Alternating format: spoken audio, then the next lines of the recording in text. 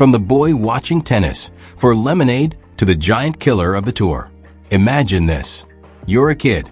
Your dad takes you to Indian Wells, one of the most prestigious tennis tournaments on the planet. Federer is playing. Djokovic is playing.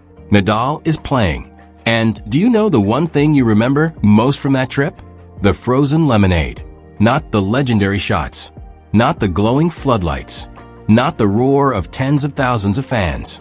It was that cup of frozen lemonade sold at the corner of the grounds. And that kid, the one wandering the practice courts, climbing concrete fences just to catch a glimpse of Djokovic practicing from afar, then turning back to finish his second cup of lemonade. That kid didn't enter Indian Wells this year as a spectator. He entered as a professional competitor. Learner Tien. His name is Learner because his mother is a teacher, and he is learning very fast. So fast, in fact, that the entire tennis world is stopping to take notice. Today's story isn't just about a rising young star. It's about a full-circle moment, the kind you only experience once in a lifetime. Standing on the court where you once sat in the nosebleeds. And if you think this is just another feel-good story, you haven't heard the rest.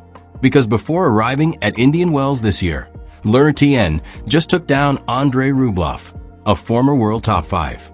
Before that, he stunned Daniil Medvedev at the Australian Open. The name Learner Tien is no longer a prospect. He is a real threat. So, what created a player like Learner Tien? The answer isn't on the practice court.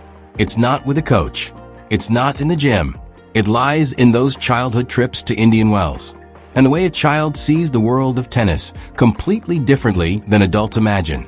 If you're watching Pro Tennis 360 for the first time, this is exactly the kind of story we tell here. Not just scores, not just stats, but the humans behind the hits. Subscribe now so you don't miss a single story like this. Now, let's go back to the beginning. The origin of the name why a child is named Learner, and what it says about him. There are names you hear and forget. And then there are names that, once you know the meaning behind them, change how you see the person forever. Learner. His name is Learner. And this wasn't an accident.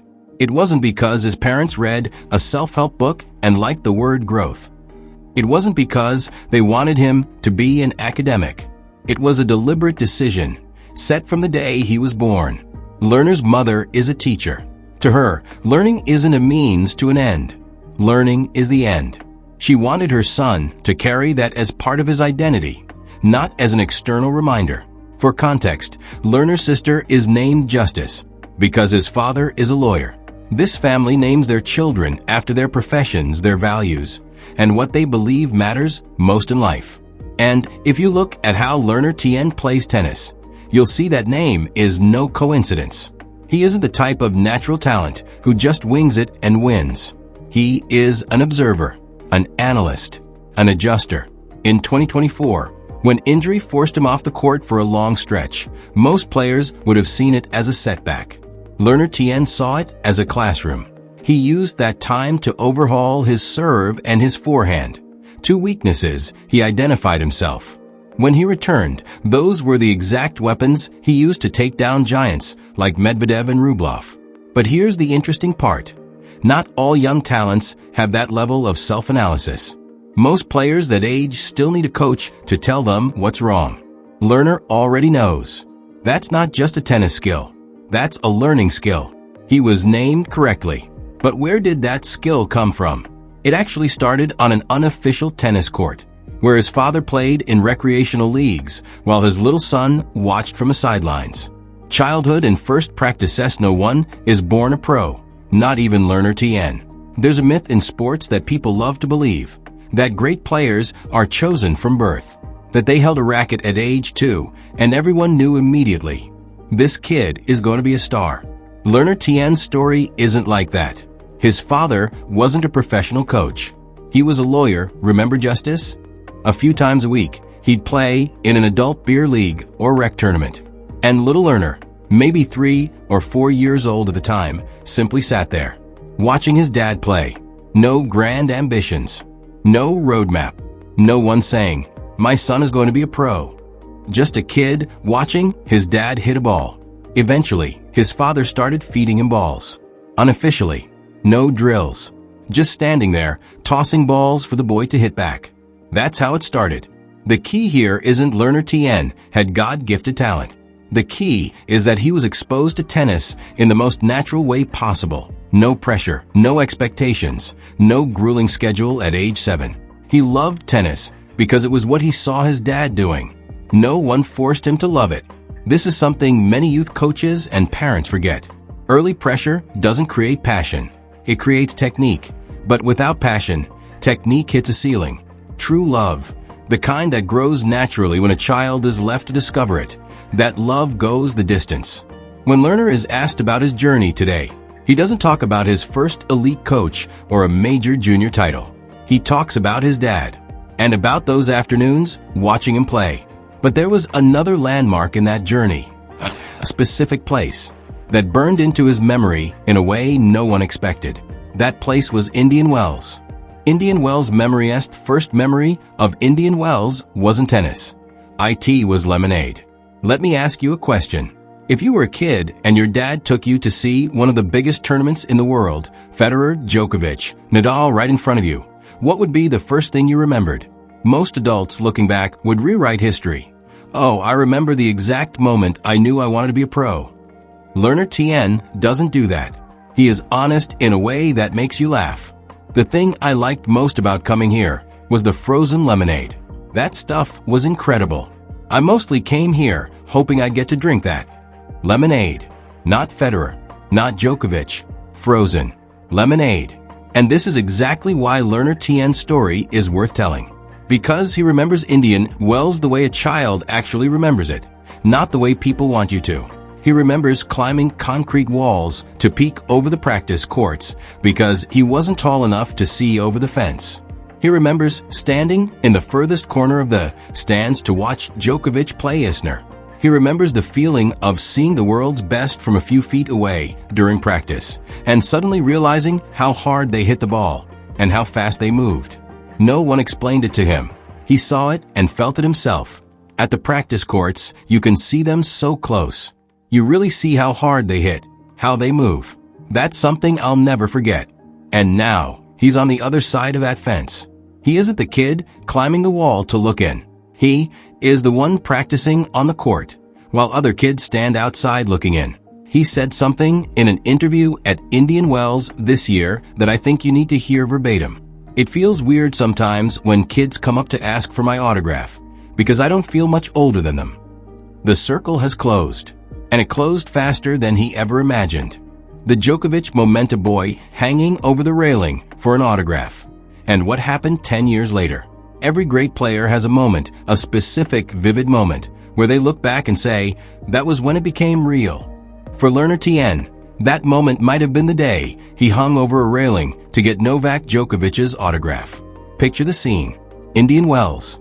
Djokovic has just finished a match and is heading into the tunnel. The crowd is surging, and somewhere in that mass of people is a small boy standing on a chair or a concrete ledge, leaning out over the railing with a ball in his hand. Djokovic stops. He signs it. That boy was Learner Tien. I was standing above, and he was walking into the tunnel. I leaned way out. Yeah, I was one of those fans. But here's the funny part. When asked where that signed ball is now, Learner laughs and says, I don't know. I probably lost it when we moved houses. A Djokovic signed ball. Lost in a move. This says so much about Learner Tien as a person. He isn't the type to hoard the past like a treasure. He isn't building his identity around the story of, I once got an autograph from Novak. He is a man living for it. But the memory of that moment, the feeling of it, remains. Now, when Learner is the one walking off the court, when he is the one kids are rushing toward for an autograph, he understands that kid better than anyone. I like doing it. My signature is simple. It hasn't changed since I was a kid. I thought about changing it, but I've used it so long it's hard to quit now. There's something deeply endearing about a Grand Slam competitor keeping the same signature he had as a child. It's as if he doesn't want to stray too far from his younger self, the boy hanging over the railing with a ball in his hand. And truthfully, that version of him is why the current version of Learner Tien is so dangerous. The Medvedev upseed beat Medvedev at the Australian Open, and his reaction said it all. January of this year, the Australian Open. Daniil Medvedev, former world number 1 US Open champion, and one of the most frustrating players to deal with on tour, walks onto the court. Across the net is Learner Tien, 20 years old, playing in Melbourne as a top 100 player for the first time. You know the result. Learner Tien won. But I don't want to talk about the match. I want to talk about what happened after the match, and why it matters more than the win. When asked how it felt to take down Medvedev, Learner said this: "It felt great in the moment, but it didn't really sink in right away. It just felt good.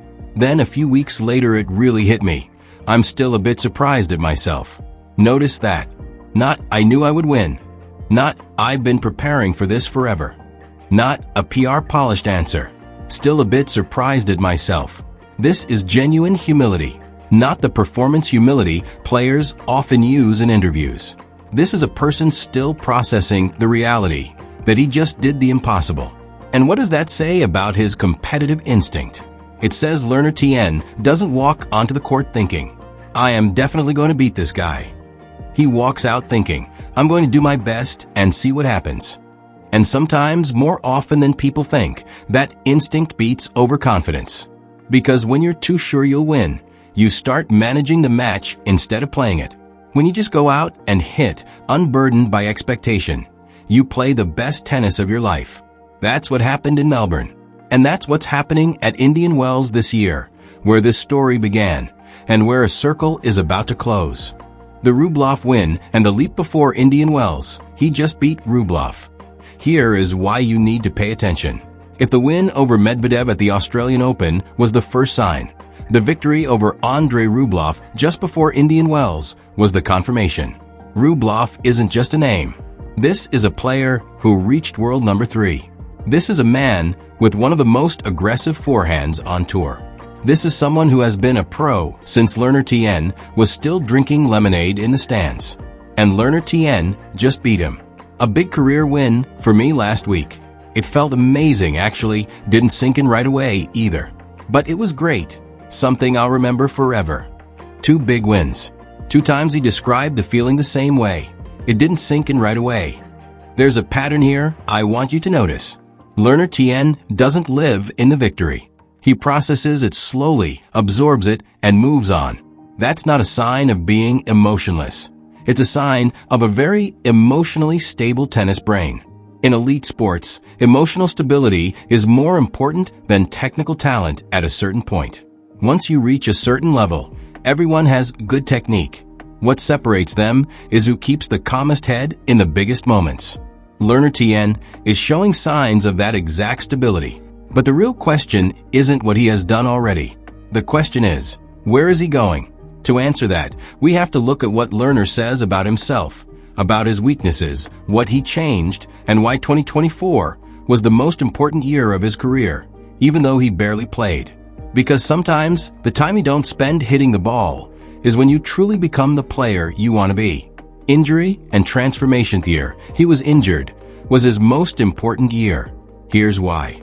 Early in the season, Learner Tien was sidelined by injury. In most sports stories, this is the low point. This is the chapter people skim through to get to the heroic comeback. But I want you to stay in this chapter for a moment, because this is where Learner Tien was truly made. The injury early in the year gave me time to work on some things that needed improvement. My serve and forehand really took a big step during that time, and that laid the foundation for some of the success later. Read that again. Not I recovered and came back stronger. Not motivational poster language. He was specific, serve and forehand. 2 specific weaknesses. Identified, worked on, and improved during his time away. This is the mindset of a learner, not someone just waiting to play again. His name is Learner, and when life forced him to stop, he learned. Most young players, when injured, know what they need to improve. What's rare is the player who actually uses the time to do it, instead of just doing physical therapy and counting the days until they can get back on court. Learner Tien used that time to rebuild his game piece by piece. The result? A bigger serve, a more dangerous forehand, a player who stepped onto the Australian Open court with a completely different toolkit. Medvedev might not have known which version of Learner Tien he was facing, but Learner Tien knew. And there is someone else watching this journey very closely, his best friend on tour. Their relationship is the perfect example of the healthy competition in this new generation.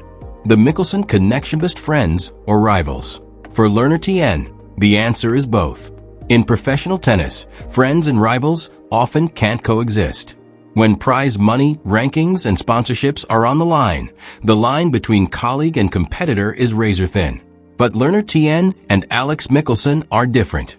They are the same age, the same generation.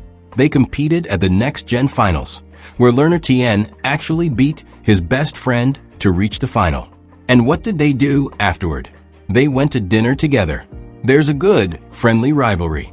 We haven't fought on tour yet. It's mostly just banter. I think we push each other up. Push each other up. That is the most important phrase here. Not I want to beat him. Not I want a higher ranking than him. But we push each other up. This is rare in high-level sports, especially at age 20, when egos are usually bigger than everything else. It reflects a broader shift in the new generation. Alcaraz and Sinner on one side, Mickelson, Tien, and others on the other. A generation that doesn't see each other as threats, but as the standard to reach. Learner said this when asked about comparing himself to others. Everyone has their own timeline, their own path. You can't compare yourself.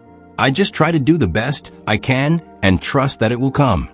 Own timeline, own path. He is 20 years old and already understands what many 30-year-olds are still trying to figure out. But ultimately, all of it, the wins, the lessons, the childhood memories, all converge in one place. Indian Wells, the court he once only dared to watch from behind a fence. And now that he's in the main draw, the question isn't can he do it? It's how far will he go? The circle closes, and the real story is just beginning. This is the moment I want you to take away from this video. Indian Wells this year. Learner Tien walks through the gates into the main draw area for the first time in his career. A reporter asks how he feels. He smiles. It feels weird sometimes when kids come up to ask for my autograph, because I don't feel much older than them. And that is exactly what makes this story beautiful. It's not about who Learner Tien beat. It's not about how much money he's made or what his ranking is. It's that he is still that kid, the kid drinking frozen lemonade, hanging over the fence for Djokovic's autograph, standing by the practice courts watching the giants and wondering if, one day, he could do that too. The answer is yes. The circle has closed. But remember this circle closes, and at the same time, a new, much larger one opens. Because Learner Tien hasn't won Indian Wells yet. He hasn't won a Grand Slam. He hasn't hit the top 10. The real story, the part people will tell 10 years from now, that part hasn't even started. Everything we've seen so far is just the prologue. And that is exactly why you need to watch. Because stories like this, about the human behind the shots, about the journey from the kid who watched tennis for the lemonade to the man taking down the world top 5. This is why Pro Tennis 360 exists. We don't just follow the scores. We follow the people. If you don't want to miss a single moment of Learner Tien's journey and stories like this about the new generation reshaping the world of tennis, subscribe to Pro Tennis 360 right now. Hit the bell for notifications.